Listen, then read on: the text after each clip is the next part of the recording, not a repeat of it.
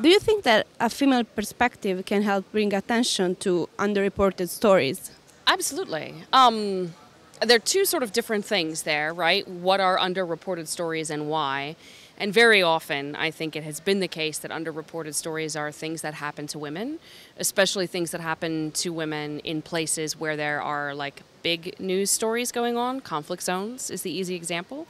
And so coming into a place, even where there's been a lot of reporting that's been done, with a different approach is going to bring out a different kind of story. I think women necessarily have a different approach than men. That's just sort of built in.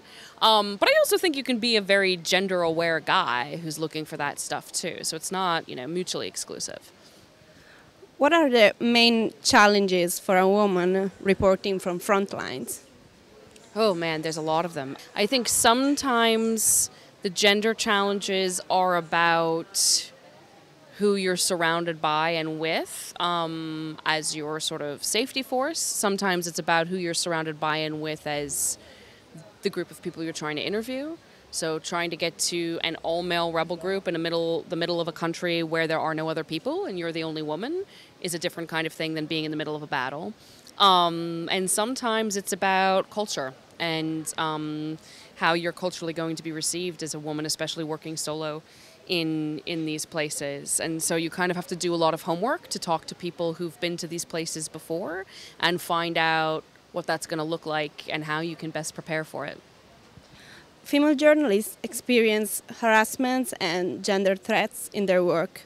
How this impacts their freedom of expression and their work? I think in the United States, at least, the big harassment the harassment problems that we most often have to deal with are online harassment. So Twitter or Facebook or comments, right? And in some cases, you just have to learn to ignore a lot of the crap. But you also have to learn how to tell the difference between someone mouthing off on the internet and someone who's actually threatening you.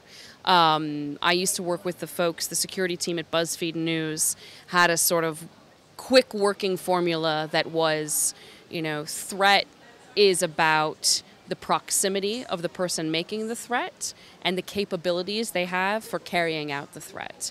So when people from Kansas harass me on Twitter and I live in Nairobi, I'm not so worried about it. But it can be quite different depending on who and where the threat is coming from. And so being attuned to that, I think, is probably the first step toward being able to deal with it well and keep yourself safe.